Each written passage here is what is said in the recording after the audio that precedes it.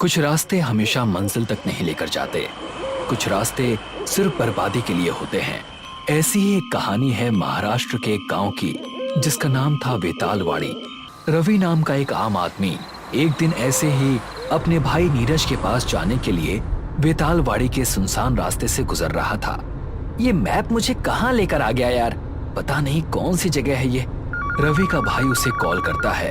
रवि तुरंत फोन उठाता है। हाँ भैया, क्या हाल है? अभी तक पहुंचा नहीं? पता नहीं भैया, ये जीपीएस कुछ अजीब ही रास्ते पर लेकर आ गया है। दोनों तरफ जंगल है, कहीं भी कोई लाइट नहीं है। शायद कल सुबह तक ही पहुंच पाऊंगा। तू रात में किसी अनजान रास्ते पर?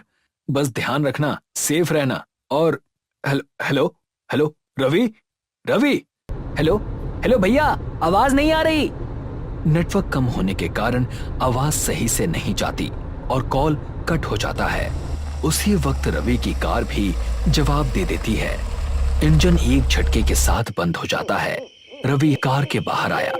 जब रवि कार से बाहर निकला तो उसे जंगल से एक आवाज सुनाई दी, जैसे बीच जंगल में कोई पूजा हो रही हो। रात के 2 बजे जंगल के बीचों बीच पूजा हो रही है। रवि की उत्तेजना उसे उस आवाज की ओर खींच ले जाती है। उसकी आंखों में और जहन में सवाल है, पैरों में हिचकिचाहट, लेकिन वो चलता जाता है। जंगल के बीच एक छोटी सी जगह पर 4 लोग अपने कंधे पर एक पालकी लेकर जा रहे थे। उनकी आंखों पर पट्टी बंधी हुई थी।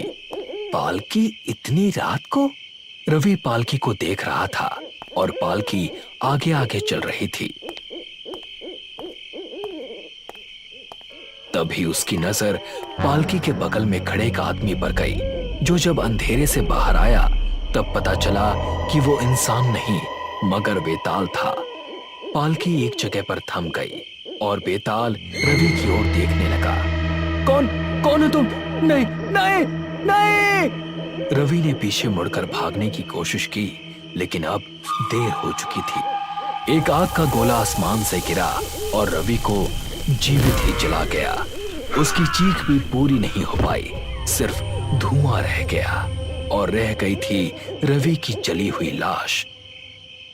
अगली सुबह एक तरफ रवि की लाश पड़ी हुई थी और वहीं दूसरी ओर एक छोटी सी कोठी में एक बूढ़ी माँ अपने पोते को ढूंढ रही थी। अरे ओ नाम्या, कहाँ गया रे तू? पता है ना तुझे, तू ही मेरा सब कुछ है। तुझे छोड़कर और कोई नहीं है मेरे पास। अरे दादी, मैं तो बस ऐसे ही घूमने गया था। तुझे कितनी बार बोला है, रात के बाद घर के अंदर रहा कर। तुझे कुछ हो जाता तो?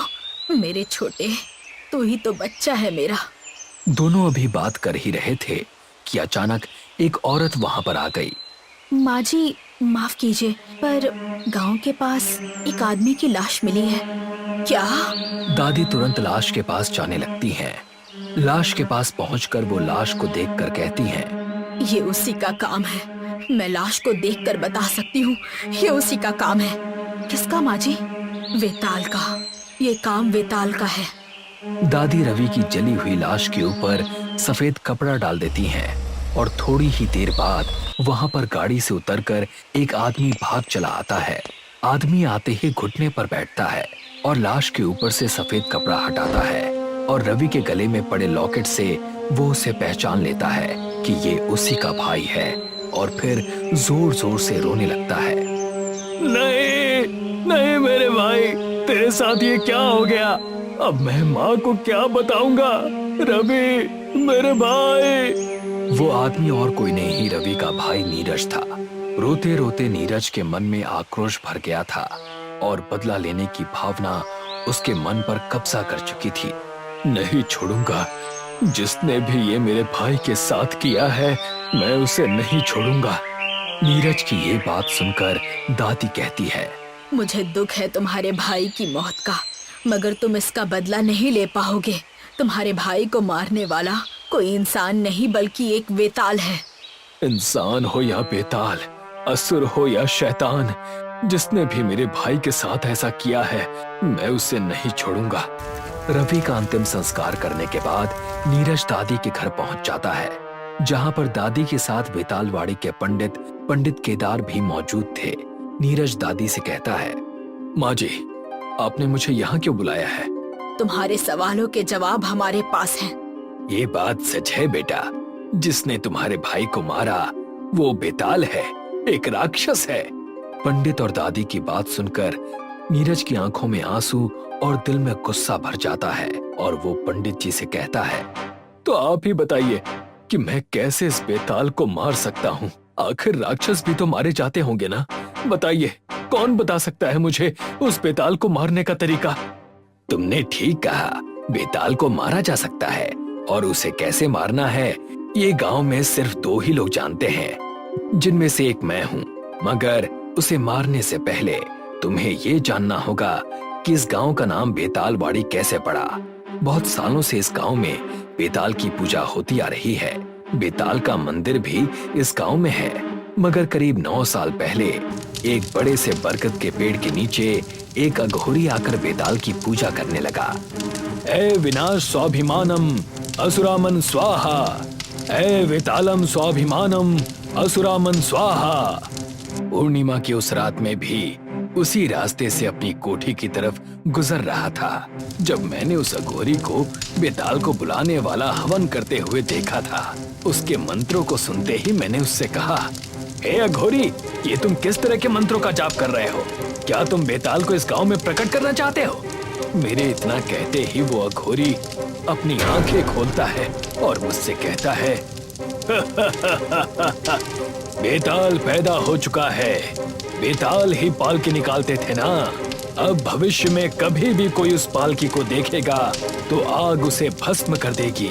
जिस बेताल की तुम पूजा करते थे, अब वही बेताल तुम्हारे लिए श्राप बन जाएगा।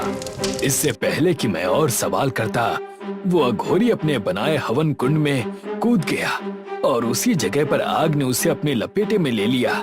मुझे आज तक पता नहीं चला कि आखिर उस अघोरी ने बेताल को यहाँ क्यों बुलाया। पंडित वहाँ अघोरी की कहानी सुना रहे थे और यहाँ आसमान काला पड़ चुका था। पंडित जी, मैं जा रहा हूँ उस बेताल को मौत के घाट उतारने। मगर नीरज कुछ कहे बिना वहाँ से चला जाता है और उसी जगह पहुँच जाता है जहाँ उसके भाई रवि की लाश मिली थी। जैसे ही वो वहाँ पहुँचता है, एक बार फिर पूजा करने की आवाज आती है और एक रोशनी भी वहाँ से आ रही होती है। नीरज भी उस आवाज को सुनकर उस तरफ जाने लगता है। नीरज को बेताल की पालकी दिखाई देती है। उसे वही 4 लोग अपने कंधे पर लेकर जा रहे थे जिनकी आंखों पर पट्टी थी। उन्हें देखकर नीरज कहता है, इन्होंने अपनी आंखों पर पट्टी क्यों बांधी? चारों पालकी को रोकते हैं और नीरज की ओर देखकर हंसने लगते हैं। उन चारों में से एक आदमी बगल के जंगल की तरफ हाथ से इशारा करता है। इससे पहले कि वहां से बेताल आए, पीछे से पंडित आ जाते हैं और काली पट्टी से नीरज की आंखों को बंद कर देते हैं। बेटा, मैंने कहा था ना, अगर बेताल को देख लिया तो मारे जाओगे। पंडित जी ने नीरज की आंखें तो बंद कर दी थी, लेकिन उनकी आंखें अभी भी खुली हुई थीं। बेताल झाड़ियों में से बाहर निकलता है।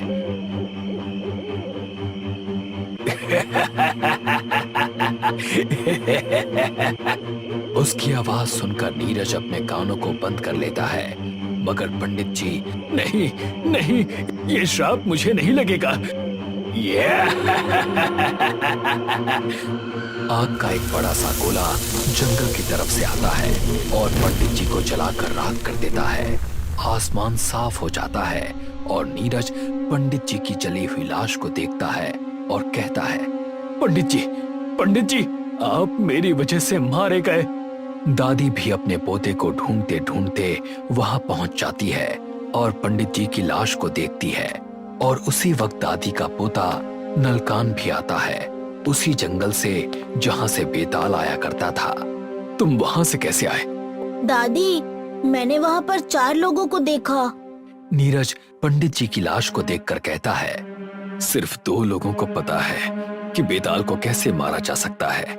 एक तो आप थे, तो दूसरा कौन है जिसे पता है कि बेताल को कैसे मारा जा सकता है? दादी नीरज की ओर देखती हैं और कहती हैं, वो दूसरी इंसान मैं हूँ।